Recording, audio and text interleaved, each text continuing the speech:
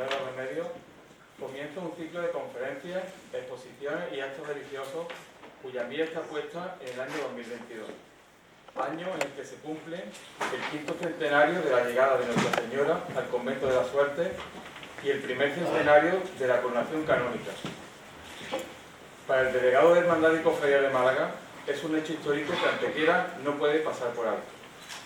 Es por ello que esta esclavitud hoy quiere comenzar por el origen, por el principio de una gran devoción, la fundación del Convento de la Suerte, morada de Nuestra Señora hasta el traslado a Antequera en 1607. Para ello contamos hoy con Pepe Escalante, cronista oficial de la ciudad de Antequera, que nos detallará el origen de la fundación de este Convento de la Suerte, y con Marisa Olmedo, restauradora del Centro Municipal de Patrimonio Histórico, que hace unos meses restauró el Cristo de la Suerte, imagen de una gran devoción y procedente también de este convento. Pues nada, sin más, Pepe y Marisa, cuando queráis. Gracias.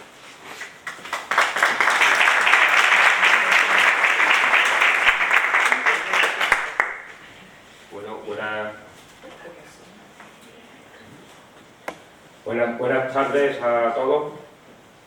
No sé si se escucha bien. Sí. Se escucha, ¿no? Bien, estupendo.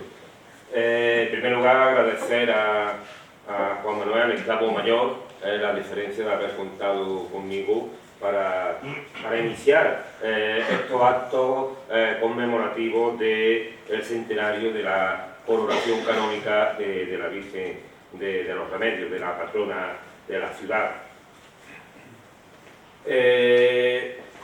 Hoy, como ha dicho, es el primero de los actos en que se encuadran dentro de la conmemoración que se celebrará dentro de 2 años ya. Hay que recordar que en 1922 lo que es la ciudad, el ayuntamiento y diversos colectivos religiosos solicitan a Roma, al Papa, entonces Papa Pío XI, que la Virgen de los Remedios sea canónicamente coronada, hecho que tuvo lugar en una solemne ceremonia en el Paseo Real Alfonso XIII en la mañana del domingo 10 de septiembre del referido año. La ceremonia, que queremos recordar que la presidió y dirigió el arzobispo de Granada, don Vicente Casanova Massol. Además, y para conmemorar el acontecimiento ese mismo día, tuvo lugar una procesión solemne con la imagen estrenando bandas de plata por las calles céntricas de la ciudad, y por la noche en el afamado Salón Roda, en calle Mesones, se celebró una velada artístico-literaria en honor de la Virgen. Nos consta las interesantes composiciones que con tal motivo realizaron escritores como Ricardo de Talavera, Rafael de Galinde, Díaz de Escobar, Valverde y Díaz Serrano, por ejemplo.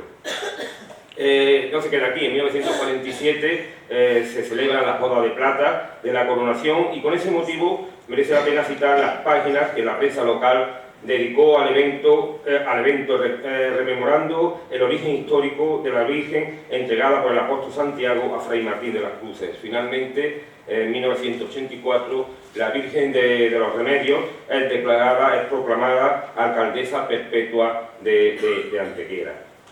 Dicho esto, encuadramos esta actividad que curiosamente coincide con el 500 aniversario de la fundación, de la primera fundación de los franciscanos terceros en Antequera. Es lo que se llega a denominar el convento de las Suertes.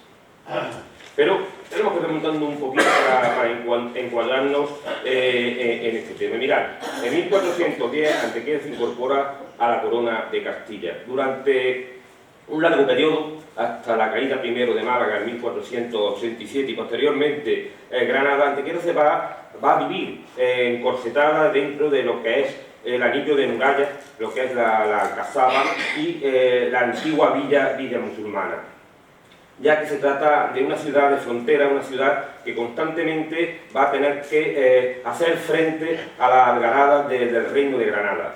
Esto va, de alguna manera, va a impedir desarrollo urbano, va a impedir que la ciudad crezca. Eso sí, tenemos que aclarar que en su entorno se van a ir fundando una serie de ermitas, de espacios de culto, que posteriormente van a ser ocupados por diversas órdenes religiosas.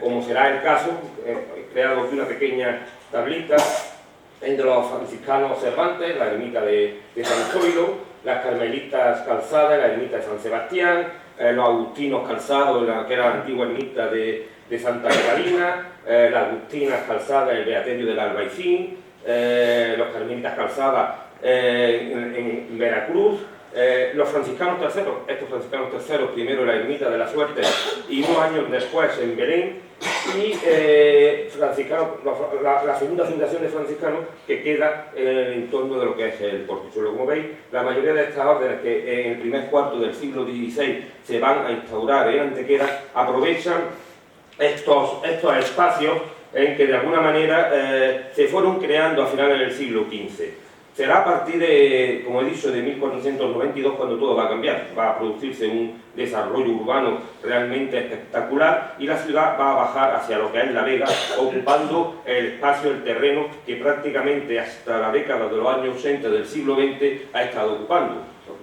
Quiero recordaros que Antequera crece sobre sí misma en los antiguos patios del convento, huertas, de palacios, etcétera, etcétera. Crece hacia arriba, no hacia lo ancho, no será hasta finales de los 80, hacia 1989, incluso muy poquito antes, cuando la ciudad va a atravesar ese espacio, a partir de San Luis, a partir de lo que es la Alameda, y va a crecer de una forma desmesurada como hoy la llegamos a conocer. Pues en este entorno es donde empiezan a crearse el primero en 1500, los franciscanos Cervantes, como sabéis, es una manda del príncipe Juan, que aleja en su testamento.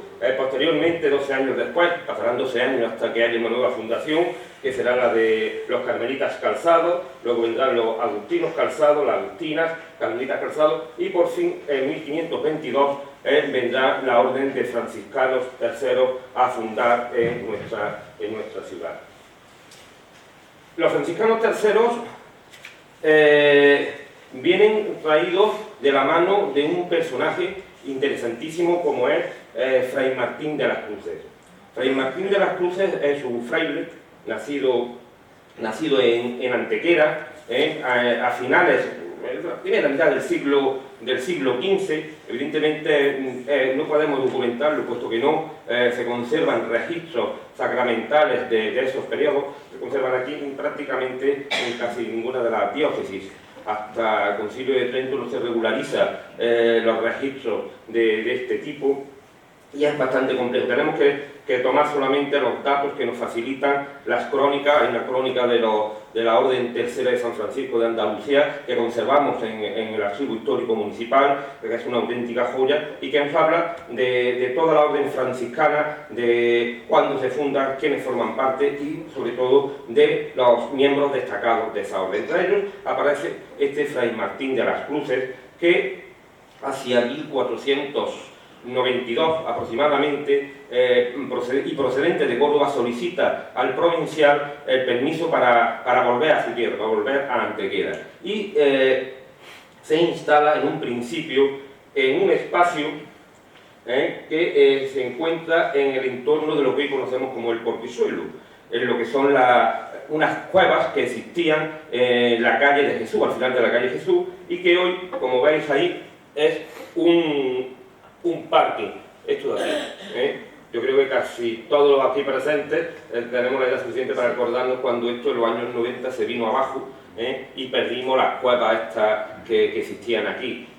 Ahí es donde Fray Martín de las Cruces se viene como ermitaño y estará un periodo de tiempo prácticamente hasta 1519. Estará ahí ubicado. Crea un hospital que posteriormente será ocupado, pero eso es otra historia.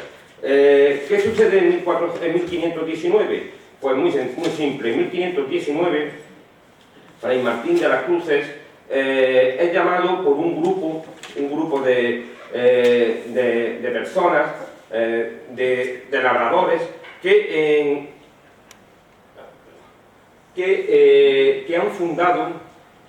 que han fundado una ermita a las afueras de la ciudad. Estos señores son Juan Román, Diego Muñoz, Sancho de la Peña, Fernando de Piña y Juan de Escobar. Son unos labradores que están en el entorno de lo que es entre la Sierra del Torcal, lo que es el nacimiento de la villa, tienen tierra, se están más o menos localizando, se están ubicando donde tenían, pero ellos donde llegan a montar esto es en un entorno que ahora veremos, en el Cañuelo, donde van a crear una ermita y necesitan de alguien que acuda para dar misa. En principio al fraile le piden, a Fray Martín de las Cruces, que dé misa los domingos y fiestas de guardada.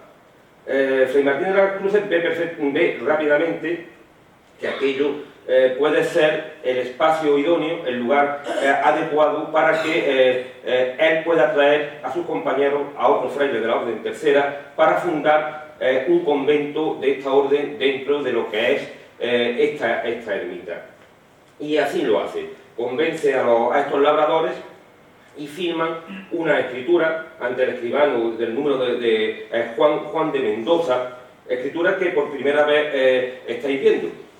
Esta es la hoja, es una hoja única, esta de aquí, es de 1519, como veis ha tenido problemas de humedades en la parte superior. Se trata de un protocolo notarial de un tamaño, creo que tiene unas 3000 páginas, es muy grande, muy complejo de mover, y esta es la escritura por la cual estos labradores ceden a Fray Martín de las Cruces la propiedad del espacio de la ermita que se ha creado para que se convierta en convento. No se conservan lo que es las firmas, no aparece. Cuando localizamos la escritura, se localizó relativamente hace muy poco tiempo. Fue bastante complejo porque el protocolo, además, la escritura tiene que tener fecha de febrero, pero sin embargo no está bien encuadernada y tuvimos que mirar hoja por hoja el protocolo con las condiciones que estáis viendo de mal estado. Finalmente lo conseguimos y el documento es un documento muy simple, ¿sí? Ahí solamente se dice que cede el uso y propiedad a Fray Martín de las Cruces para que pueda realizar una fundación. El folio 568 está marcado porque en algún momento, posiblemente por el tipo de letra, en el siglo XVIII, finales del XVIII, alguien estaría buscando también este documento por algún motivo. Esto es lo que nos ha permitido a nosotros localizarlo de una forma relativamente rápida, porque iba pasando la hoja, no teníamos numeración de referencia, puesto que está perdida la parte de arriba, sabíamos que era el folio 568 con un índice, pero no podíamos localizarlo. Al ver el 568, evidentemente nos llamó la atención, nos fuimos y efectivamente esta es la escritura que concede la propiedad a los franciscanos terceros. Yo creo que además conmemorando la fecha que estamos, es un documento realmente excepcional. ¿Qué sucede a partir de aquí? Por un lado, en un principio la ermita debió de estar presidida por lo que es el Cristo de las Penas, un Cristo del siglo XV que se corresponde final del XV, principio del XVI, por eso Marisa Olmedo ya será más concreta, más específica, puesto que ella es la técnica en arte y es la que ha hecho la intervención a la pieza. Posiblemente presidiría en primer lugar, en un principio, el altar mayor. Son suposiciones. Este Cristo no sabemos el origen, no sabemos el autor, pero sí sabemos que es una pieza que se corresponde con piezas muy similares de estos periodos y que perfectamente se puede medianamente datar en esta época. Tiene con relación con otros, pero eso, yo como ya digo, lo dirá ellos. Junto a esta imagen, Fray Martín de las Cruces aporta una virgen pequeñita, que un cazador procedente de una localidad de la zona de Córdoba le había entregado. Se trataba de Nuestra Señora de Villaviciosa, una imagen que posteriormente se sabe o se entera el fraile de que ha sido robada y ha reclamada un hecho, una historia que está perfectamente relatada en las distintas historiografías locales y que creo que todos ustedes conocen perfectamente para reincidir. En fin, haciéndolo de forma muy esquemática, el fraile, cuando se da cuenta que la imagen es robada, lo que hace es devolverla a sus propietarios con la consiguiente, dicen las crónicas, pena y congoja que le produce, dada la devoción que la imagen tiene. El fraile parece ser que se dirige, que reza, entre otras cosas, para pedir perdón por esta entre comillas, infamia que se ha producido de aceptar una imagen robada, y en un momento determinado parece que sus ruegos, pidiendo una nueva imagen, son escuchados por la divinidad. Y en un momento determinado cuenta la crónica de que se le aparece un señor montado en un caballo blanco con una imagen la cual le hace entrega al fraile franciscano, que no es otra que la talla de la Virgen de los Remedios. Esta imagen, este hecho, este momento, se ha reproducido hasta la saciedad en toda la iconografía que tenemos sobre la venerada imagen de la Virgen de los Remedios. Por un lado, desde el retablo del altar mayor que lo corona un Santiago Matamoros en la parte superior, como a los diversos grabados que a lo largo, sobre todo del siglo XVIII y siglo XIX, se van a desarrollar. Posiblemente la pieza más llamativa de todas sea esta de aquí. Es un pergamino que procede de una Real Ejecutoria de Hidalguía de los 10 de Tejada, uno de los 10 de Tejada. Está coloreado, está pintado con acuarela y es, yo creo que la más realista, la que más impresiona, no tanto por el color como por la fuerza que tiene la ingenuidad de la representación del hecho de la entrega de la Virgen de los Remedios. Como ven, el espacio donde se hace la entrega es justo en el pago de la suerte, la antigua ermita. Hay que decir también que la ermita, con el paso del tiempo, se queda chica para los frailes y tiene necesidad de hacer una ampliación. Aquí hay una serie de fotos que nos ha facilitado nuestro querido amigo Justo Muñoz, experto en topografía y demás, donde nos pone la referencia. Aquí tenemos el puente de los Remedios, es un puente que se construye en el siglo XVII, en 1600, concretamente se inicia la obra con el fin de facilitar las distintas procesiones rogativas que desde el convento de la Suerte, desde aquí, parten hacia la ciudad. Rogativas que generalmente iban vinculadas siempre a temas de salud o temas de aguas. Cuando había sequía se hacían rogativas con la Virgen de los Remedios, se llevaba desde la ermita de la Suerte hasta lo que es la ciudad, o bien en esos periodos que eran muy abundantes, por desgracia, más de lo que quisiera la ciudad, de procesos epidémicos. Más o menos la ubicación, esto es el polígono, y aquí es donde está la ermita de la Suerte. El convento de la Suerte, en esta otra imagen, se corresponde con una ampliación del convento de los Remedios, esa ampliación que he dicho al quedarse pequeño. Aquí lo vemos también. Yo soy muy complicado para ubicarme en estos espacios y aquí es que debería de explicarlo, sería justo, que seguro que nos ubica perfectamente y nos dice el sitio. Pero más o menos yo creo que os podéis hacer una idea de dónde está el convento, la ermita de la Suerte, porque era aquí. Estos son los restos que quedan, restos que fueron visitados hace un tiempo por Marisa Olmedo, por Justo Muñoz y a algunas personas más, y obtuvieron esta serie de fotografías. Son restos y este es el cortijo que se supone que fue el convento, el antiguo convento de los Remedios, el original. Evidentemente no queda nada, es un espacio. Sin embargo hay una serie de imágenes, sobre todo esta es la misma imagen que vemos en la pintura que sale al principio, que se reproduce en el cartel. Está tomada desde el mismo punto, y ahí está ocupando el sitio ese cortijo actual. No cabe duda de dónde está. El espacio, esa vista, como digo, está reproducida en ese cuadro. Es una parte de las pinturas al temple que se conserva en la iglesia de los Remedios en la actualidad. También nos lo ha facilitado Justo Muñoz que es nuestro suministrador oficial de fotografías de este tipo. Del convento de la Suerte, una vez que abandonan los frailes el espacio,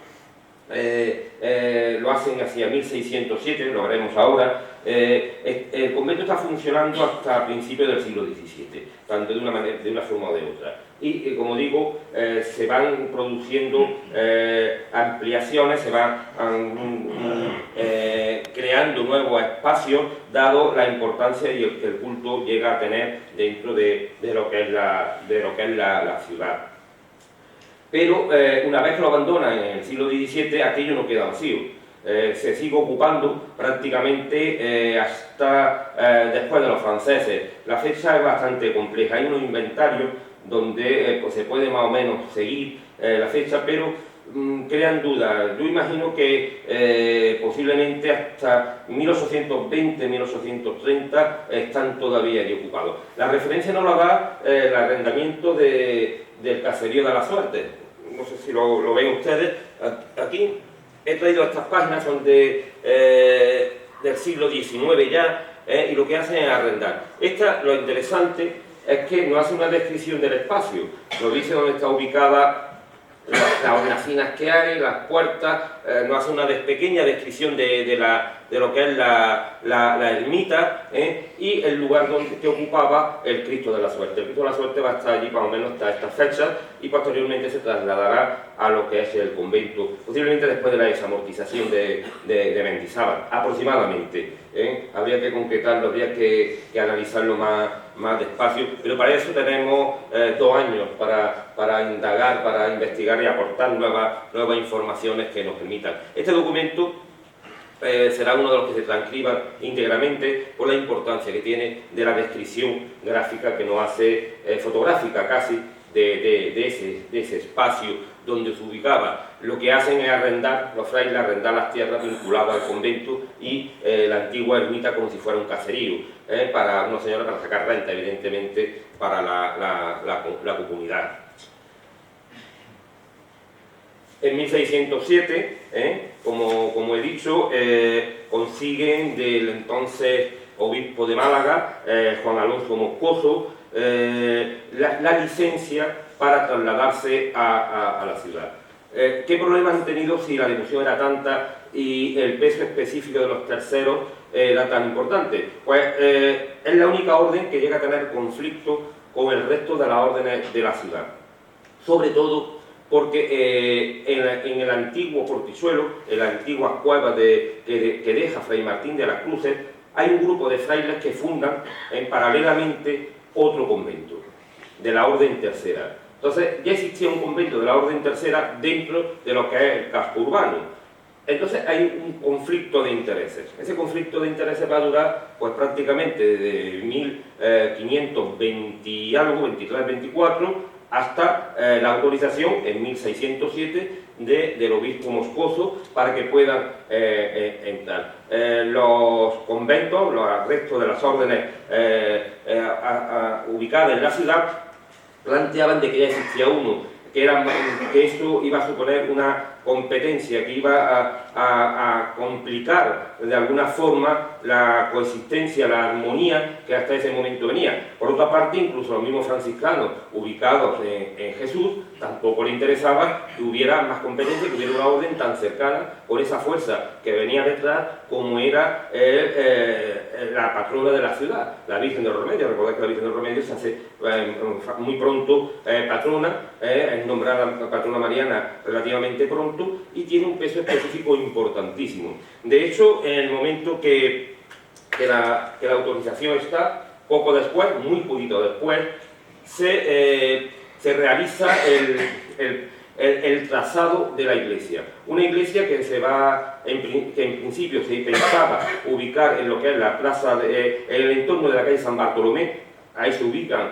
una vez en 1607, automáticamente después de haber obtenido la licencia, se traslada la orden a lo que eran casi las afueras de la ciudad, para inmediatamente adquirir los terrenos donde actualmente está, donde hoy tenemos el ayuntamiento y la iglesia de los Remedios. Es evidente que es uno de los conventos más potentes, más poderosos que se llegan a construir en la ciudad, tanto por las dimensiones como por la riqueza decorativa que llega a tener en su momento el templo.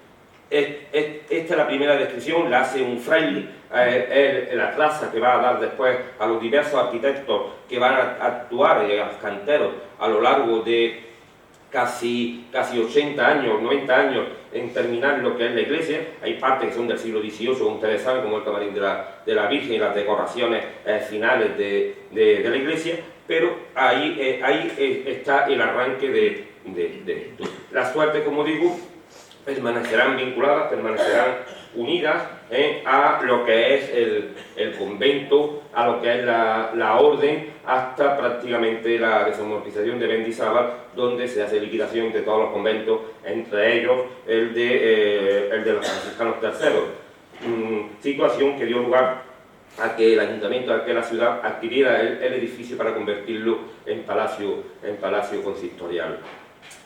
Más o menos esta es los orígenes de la orden tercera, los orígenes de lo que es el culto a la Virgen de los Remedios. Aquí, como veis, es un cuadro relativamente antiguo porque aparece todavía con la cara morena, antes de la restauración que hace Márquez, y que de la cual hay un expediente del que hemos hablado en alguna ocasión, que cambia el rostro de la Virgen. Esto simplemente era por el humo de las velas que la aceptó.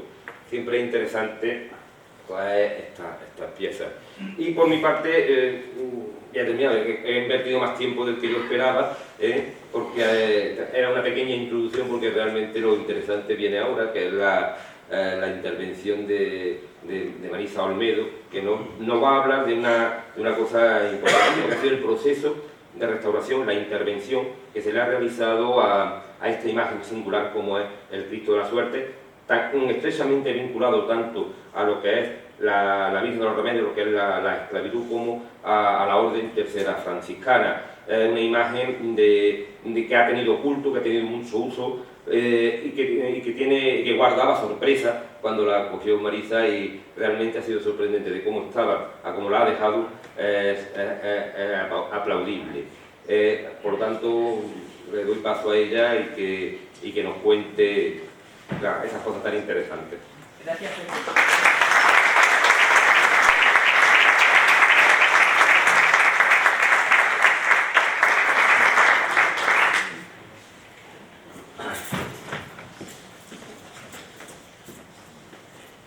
Yo, como es habitual, prefiero hablar desde aquí, y como yo creo que se oye perfectamente, tampoco hace falta el micrófono ni nada más.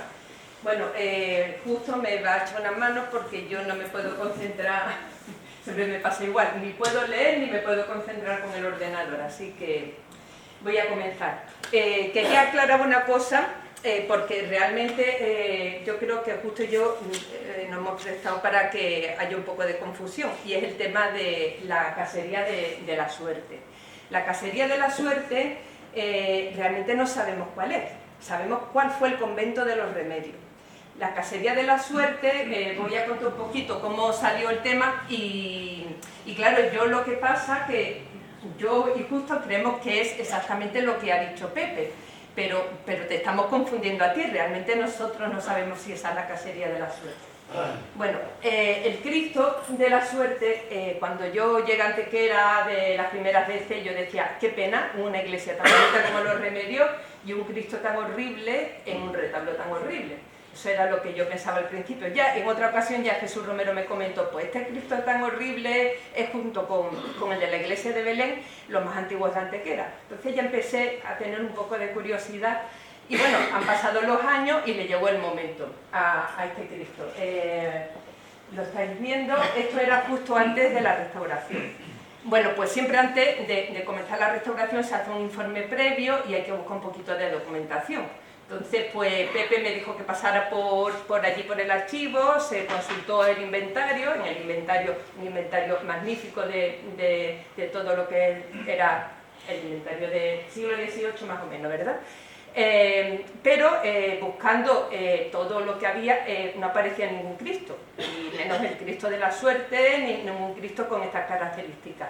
Pasé toda una mañana y ya aburrida, pues me puse a ojear otras partes del inventario, que era la parte que, lo que son los bienes de la comunidad religiosa. Estaban los cortijos, casería y demás. Y ojeando, de pronto veo casería de la suerte y dije, esto tiene que tener alguna relación con el Cristo de la Suerte. Y efectivamente, esa es la parte que ya Pepe nos ha descrito, que habla de cómo se veneraba a un Cristo, que tenía muchísimo... Eso para mí es muy importante. Yo cada vez que estoy con una imagen, para mí no es un trozo de madera pintada, es algo más. Yo no soy creyente, pero siempre lo comento, para mí merece muchísimo respeto una imagen que tú sabes que ha tenido devoción, que han ido, la han rezado, la han pedido. Y para mí la gran sorpresa de esta imagen es que cuando yo comencé a ojear las páginas que correspondían a la casería de la suerte, que Pepe lo ha explicado bien, que empezaba en el siglo XVIII, hasta después, cuando se marchan los franceses, ya se deja de hablar de la casería, ya no aparece más en los registros.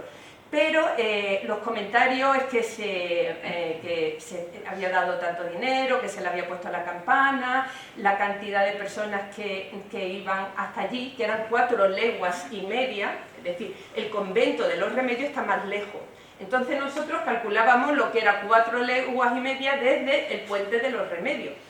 Y esto lo estoy contando porque me encantaría lanzar la piedra a vuestro tejado, porque esto es un tema para seguir investigando. Entonces, el paraje de la Suerte es enorme, hay casería, y la casería que antes se ha visto en la fotografía se llama la casería de los Cristicos. Entonces, claro, nosotros decíamos, esto de los Cristicos tiene que tener alguna relación, y luego la descripción de la propia casería coincidió perfectamente con la que se hacía. Pero claro, esto es muy aventurado decir, esta es la casería de la Suerte, ¿no? Creemos que sí. Hay mucha documentación y os invito a los que tengáis curiosidad pues que sigáis investigando, pues porque como he dicho, este Cristo tuvo muchísima devoción. Es curioso cómo esta es la historia de la humanidad, hombres o culturas o pueblos que han sido tanto y que de pronto pasan al olvido y no se vuelve a saber más de ello, ¿no? Este Cristo tuvo muchísima importancia y además a la hora de intervenirlo me da cuenta por las diferentes capas de policromía que tiene. No son capas cualquiera, son capas muy trabajadas, es un Cristo muy intervenido pero siempre con mucho cuidado, y tú dices, ¿cómo en una ermita en mitad del campo puede haber un Cristo que otras imágenes que tenemos en las iglesias no han sido ni tan cuidadas ni con esas policromías tan exquisitas como tenía él? Y es un Cristo feo, porque este Cristo yo creo que ha sido feo siempre, no es que lo encontremos feo ahora. Es un Cristo corriente, ahora ya voy a empezar a hablar del Cristo, tardío gótico y muy mediocre, no tiene gran cosa. Es cierto que la última policromía que tenía era muy malísima.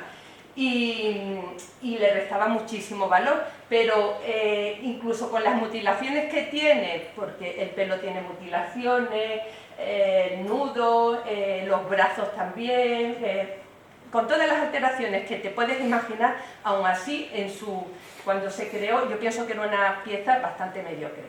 Pero lo que llama la atención es toda la devoción que en un momento dado ha podido tener esta pieza, esta imagen.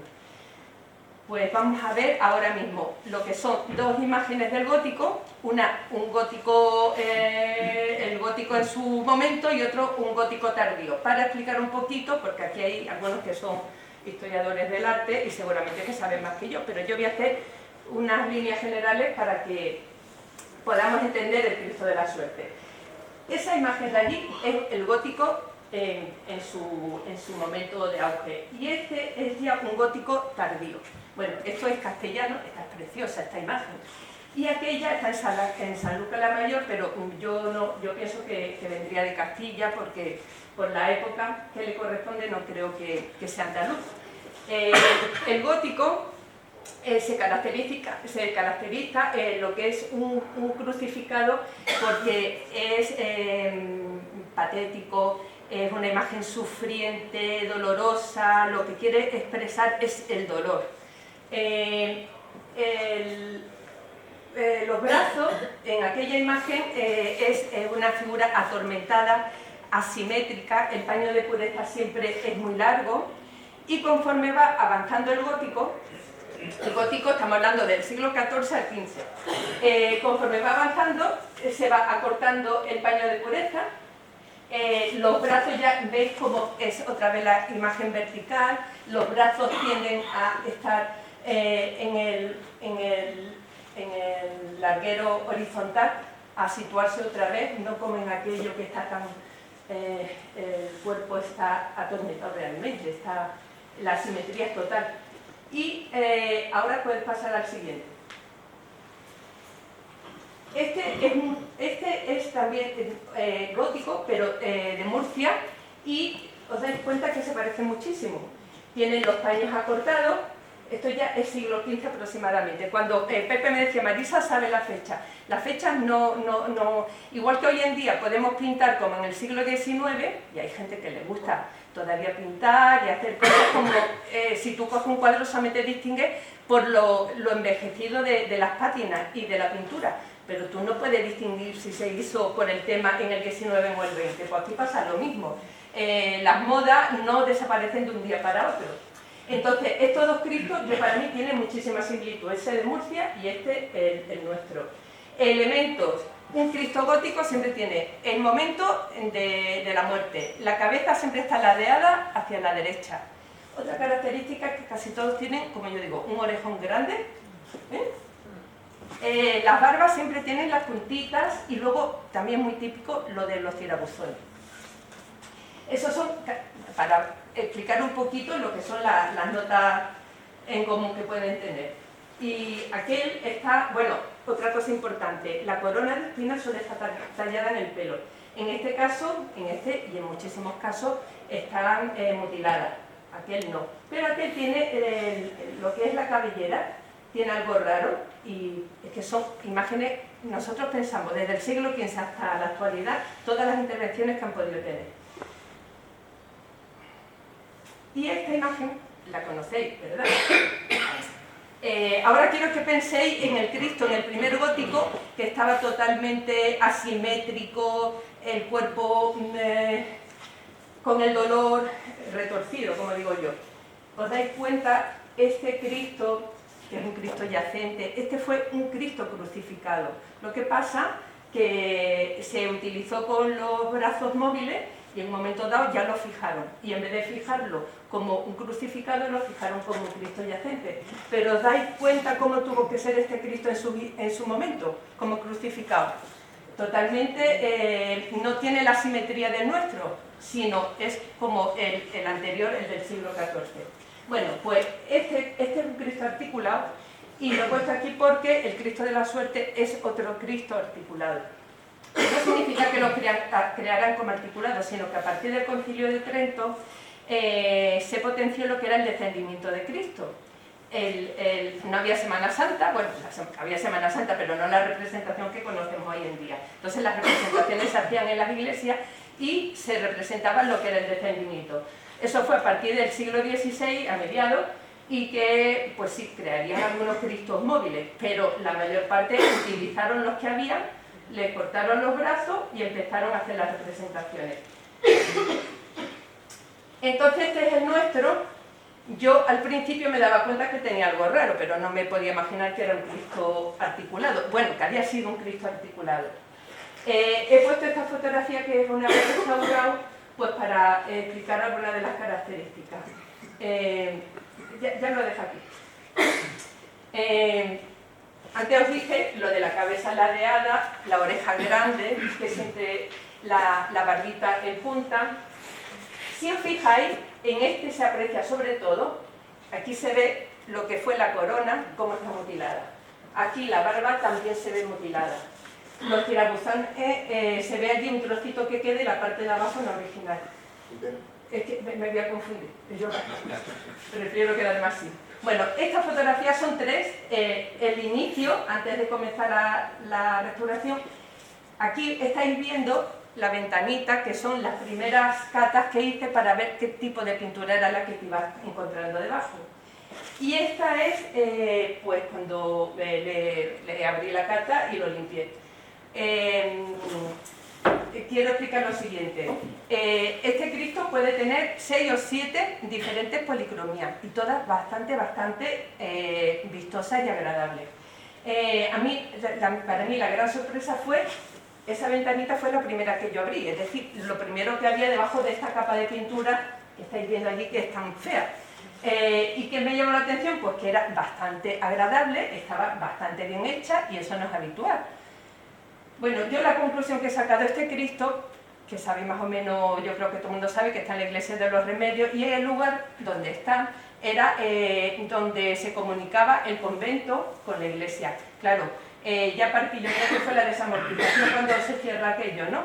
Entonces ahí es donde tuvo que pasar todo, es decir, traerse el Cristo del campo, se cerró aquello y se puso aquel retablo... sí, por llamarlo de alguna forma. Y el Cristo. En ese momento el Cristo ya tenía que estar bastante estropeado, porque ya llevaría años aquella ermita de cualquier forma. Y entonces esta capa de pintura, esa policromía, yo creo, y esa intervención de fijarle los brazos tuvo que ser de esa época, para ponerlo donde actualmente está, en ese retablo. Entonces, pues yo creo que hasta que estuvo en uso en la ermita, de hecho tiene un paño de pureza precioso, que cuando lo del manual de textiles se utilizó, el paño de pureza es un brocado de plata precioso, precioso, y claro, te llama la atención como una talla tan fea puede tener ese tipo de pieza, ¿no? Y yo ahora lo entiendo, porque esta pintura, yo digo pintura, es policromía, pero muchas veces, pues para que me entendáis mejor, esta policromía es justo la que está debajo de la mala, y es una policromía bastante aceptable y buena. Entonces, yo pienso que esta fue la que tuvo hasta cuando estamos hablando de la desamortización, en 1835. Sí, ¿verdad? Pues hasta entonces. Y esa intervención es la que hemos tenido hasta el día de hoy. Bueno, pasa al siguiente. Este es el proceso lo que yo siempre hago, empezar a abrir catas y ver qué es lo que hay debajo y, claro, ya te pones a abrir porque ya te decides, ¿no? Y dices, vamos a seguir para adelante. Y todo se hace a base de bisturí. No, en estos casos no se puede utilizar disolvente, se podría utilizar, pero para mí es más cómodo con el bisturí. Y esto es directamente como va saliendo. Quiero ver otras fotografías para esto. Esto me llamó la atención. Ese verde que aparece ahí, también aparece en otras zonas del cuerpo. Lo que pasa es que esa fotografía se me ha escapado, la tiene justo para el final. Y estamos viendo, aquí hay tres, está ese verde, ese marrón y otro marroncito que aparece un poquito, pero no se aprecia. Los dedos están totalmente gastados. Yo me imagino que un tema de emocional, como pasa aquí con nuestro crucificado, que yo siempre digo, no hay que rozar porque al final es que te lo vas comiendo. Y es curioso porque son buenas policromías y están hechas sobre dedos que ya están desgastados. Entonces tú dices, pienso, si son policromías del 18, porque esa verde yo calculo que puede ser del 18, y está hecha sobre un dedo totalmente desgastado, ya tuvo que tener otras policromías cuando el dedo estaba íntegro, no estaba desgastado. Y con los dedos desgastados tenemos 3 policromías. Entonces es para que vayáis pensando, y además 3 policromías muy agradables y bien hechas. Pasa justo. Y aquí es donde yo no entendía qué hacía esa cuña, que además recrecía la sila, la desproporcionaba, y claro, y además era una chapuza, estáis viendo, ¿no? Y ahí aparece el corte del brazo, además los brazos resultaban cortitos. Y claro, y ahí ya aparece, bueno, otras policromías y aparece el corte, y es donde nos encontramos con el tema de la articulación, que no sé si es la siguiente. Sí, bueno, luego retrocede a la otra, sí. Y esto es lo que nos encontramos. Cuando se quita la cuña, Estáis viendo ese clavo gitano, estáis viendo la madera de una especie de perno que permitía el movimiento. Y unas cuerdecitas que aparecen en otra también, no sé si esa, y trozos de cuero. Lo que más o menos a la conclusión que llegué es que ha tenido dos sistemas, es decir, dos sistemas para subir y bajar. Estamos hablando de muchos años, dos sistemas diferentes. Ahí ya se ve que con yeso había intentado, el último palo que estamos viendo sujeto con el clavo gitano, ese es posterior. Pero por el hueco y por la forma del hueco se ve que tuvo otro diferente.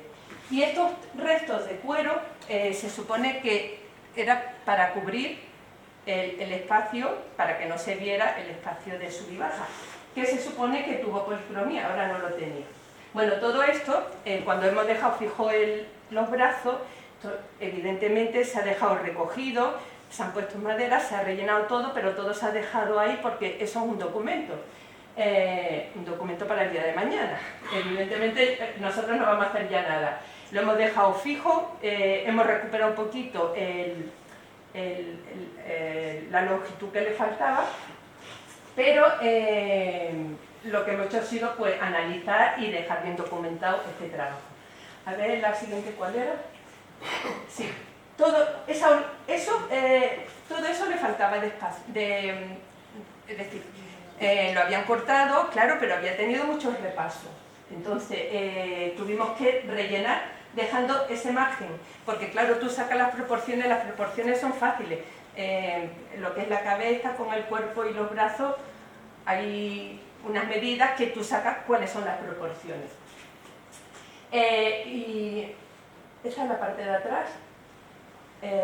Claro, es que ya me he ido un poco. Bueno, los papelitos que estáis viendo, porque la imagen, toda la pintura se va fijando con coleta, eso es parte del proceso, pero en este caso no es lo importante. En este caso, este Cristo lo importante han sido los criterios que queríamos seguir en cuanto a los brazos y en cuanto a la pintura, a la policromía. ¿Qué policromía es la que tú recuperas? Siempre tienes que recuperar algo que le dé unidad. Tú no puedes recuperar esto que sea del 18, la carita, decimos, oye, pues mira, esta más bonita, vamos a utilizar la del 19 y la parte de las piernas la del 17. No, tú tienes que conseguir una unidad y una unidad de conjunto. En este caso estamos hablando del cabello mutilado, ha tenido pestañas naturales, tuvo seguramente peluca también de pelo natural. Ha tenido tantas transformaciones que lo único que hemos pretendido es dejarlo como lo hemos encontrado, con los brazos fijados, pero con unas proporciones que le corresponden. Y en cuanto a la policromía, recuperar la primera policromía que sea digna para esta imagen. Y hemos tenido la suerte que la primera policromía era justo la que estaba debajo. Entonces, sabemos que hay muchas otras cosas debajo. Ahora al final os vamos a enseñar una cosita que nos va a ayudar mucho el día de mañana para investigar sobre el Cristo, aunque ya no lo tengamos sobre una mesa. Y bueno, continúo por donde iba. Antonio García y yo trabajamos juntos en el ayuntamiento de hace ya 30 años. Entonces él es escultor, tallista, y siempre que hay que hacer dedos, que tenemos que hacer algo de ensamblaje más complicado, él y yo trabajamos juntos, entonces estas manos son las de Antonio. Y entonces toda la holgura que quedaba se rellenó con madera, teniendo mucho cuidado con las zonas donde estaban las cuerdas y donde estaban los trocitos de cuero. Esta parte de atrás era más cómoda para trabajar. Siguiente. Y aprovechamos esa misma cuña que visteis, pues en vez de buscar otra nueva, dijimos pues esta misma. Entonces Antonio la recortó perfectamente y la ajustó. Entonces esto que se ve marroncito es un poquito de pasta que queda en la parte de las maderas una vez que ya se han cortado, pero siempre se trabaja con mucho cuidado de no afectarle al original. Bueno, al original, a todos los originales sucesivos que hay. Y otra cosa muy importante que quería deciros, antes os expliqué las diferentes policromías que aparecían en el dedo, que estaba desgastado, pero mi sorpresa fue que ahí aparecía policromía, que yo creo que es la original. ¿Estáis viendo esa gotita de sangre que queda allí en la esquina? Ese cuadradito, eso es temple. En el siglo XV no se policromaba con óleo, se policromaba con temple. Entonces, y además es fácil de distinguir con la vista. Y además me gustó mucho el rojo de la sangre, era muy potente, y el amarillo. Yo pienso que ese era el original, no puedo decir que sea el original. Tampoco es cuestión de estar sacando, porque está en malas condiciones, de estar abriendo cata por todas partes, ¿no? Entonces no se trataba de eso en este trabajo, de averiguar cómo era exactamente su policromía original. El trabajo para nosotros era diferente. Pero lo dejo ahí dicho, yo creo que esa era la policromía. La siguiente. Y esto es la curiosidad. Que en los trabajos te puede pasar de todo. Estaba todo relleno de yeso. El interior, hemos visto que tenía el recrecimiento, lo que no he explicado que además había yeso por dentro. Y sacando el yeso aparecían estos trocitos de semilla. Eran 3 de una especie de trigo centeno y esto que era como un amasquillo, sería más o menos. Y digo, uy, fíjate, estas semillitas tienen que tener por lo menos 100 años. Bueno, yo pienso ahora que debe ser de cuando, sí, lo que tú has dicho, repite cuántos años has dicho. Media del 19. Media del 19. Entonces, claro, me puse a pensar en los transgénicos, todo este tipo de cosas, y digo, estas semillas tienen que tener su valor. Bueno, pues se me ocurrió meter una con un algodoncito en agua y tal y cual, aquello, pero luego lo pensé, digo, oye, ¿cómo se llama? El jardín de la Concepción tienen ¿cómo se dice? Tienen su laboratorio, pero tienen también contenedores con, ¿cómo se dice? Vivero. No, cuando tú guardas semillas antiguas, como si fuera un archivo, tiene otro nombre. Sí, algo así. Bueno, pero lo tienen totalmente, sí, tienen sus habitaciones y lo tienen todo, semillas antiguas que ya se han perdido esas plantas hoy en día. Entonces llamé por teléfono y se mostraron muy interesados. De hecho, las semillitas estas están allí. Llegué yo con mis semillitas metida en el algodón, la chica pensaba que había germinado, mirándolo en el microscopio, estaba podrida. Eso no había germinado. Pero las otras dos de centeno de trigo, no sabía exactamente lo que era, y esta se las quedó y me dijo que era muy interesante porque realmente, claro, estamos hablando de plantas de mediados del 19 o principios del 19.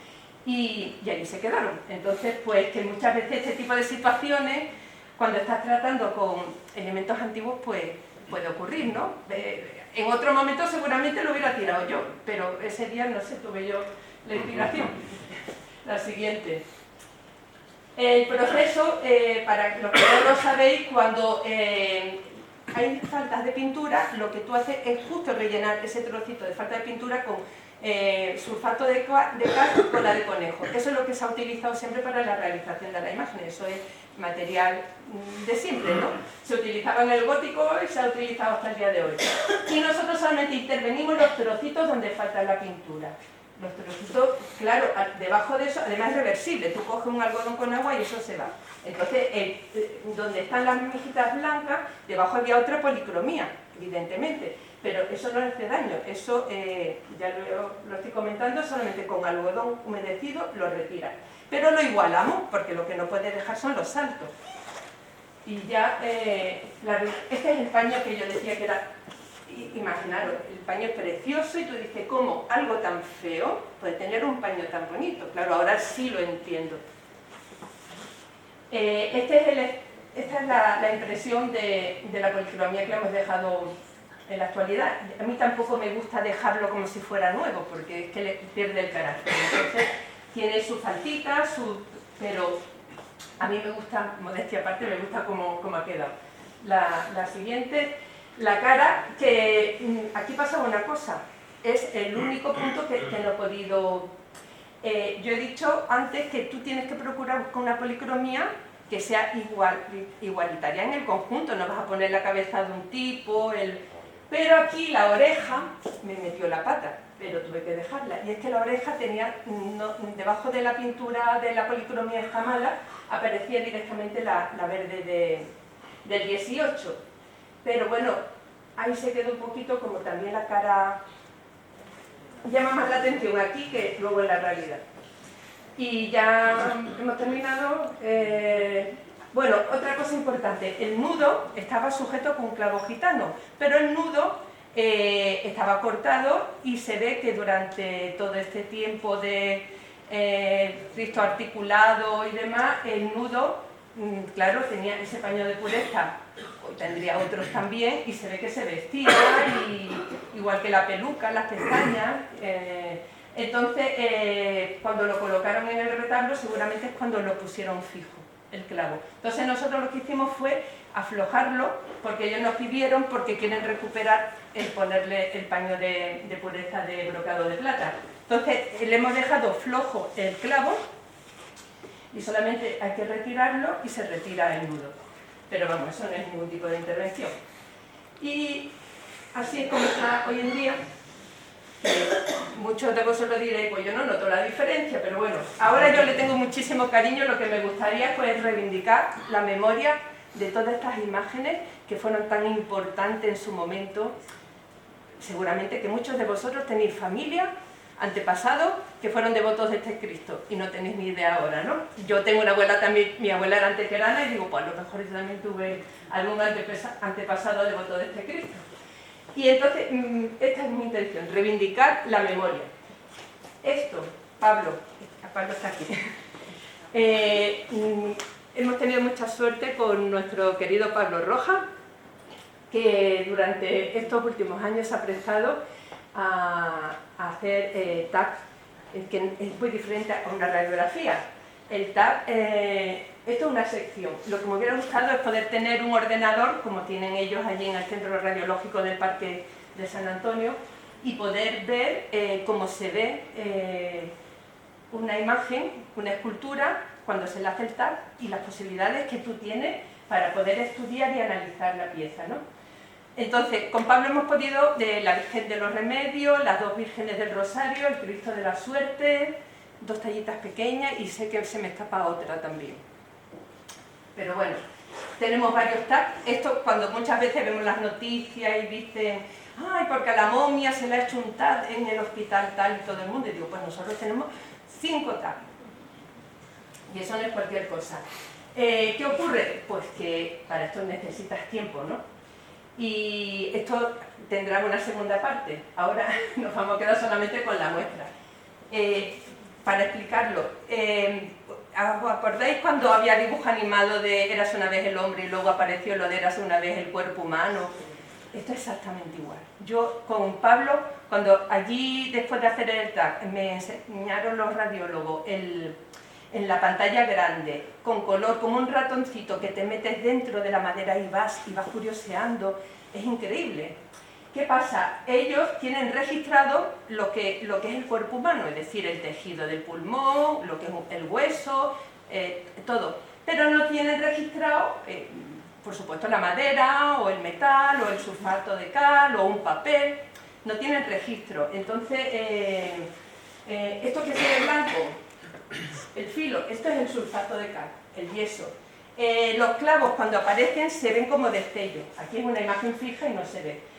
Y claro, nosotros lo que hemos pensado que sería interesante hacer un registro, por ejemplo, de eso lo hemos hablado Pepe y yo, de un papel del 16, un papel del 17, un papel del 18. ¿Por qué? Porque si tú le haces un tag y lo tienes registrado el ordenador, tú dices, pues quiero que se iba de rosa el papel del 18, ¿no? Pues entonces de pronto aparecería la mancha rosa y diríamos, este es el papel del 18. ¿Algo así? ¿Es así, Pablo? Y nada, esto sería ya una segunda parte de que le vuelvo a lanzar la piedra al que la quiera coger, porque yo no llego ya a eso. Pero es muy interesante. No, claro, pero es muy interesante para otra gente joven que vengan y el trabajar con todo esto. Es que, bueno, es inmenso el campo que se puede abrir.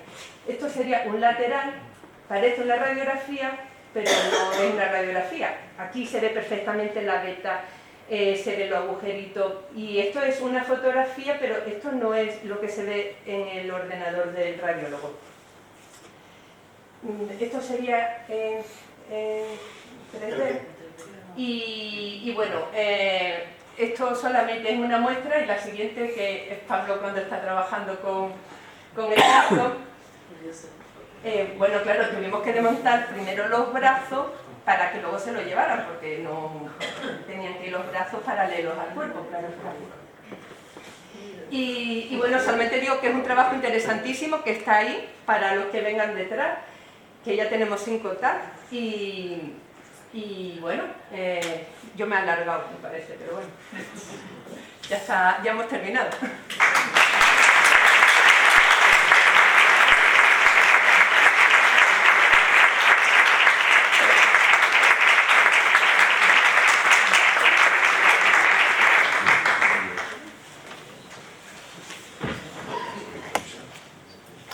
Bueno, para concluir, pues gracias Marisa, gracias a Pepe también, gracias a todos vosotros y a nuestro alcalde Manolo también por acompañarnos.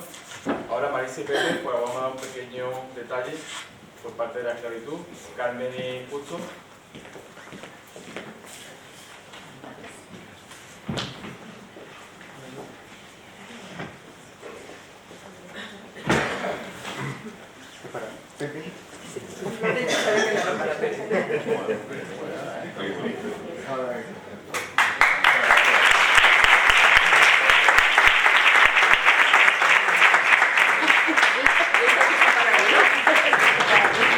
Muchas gracias.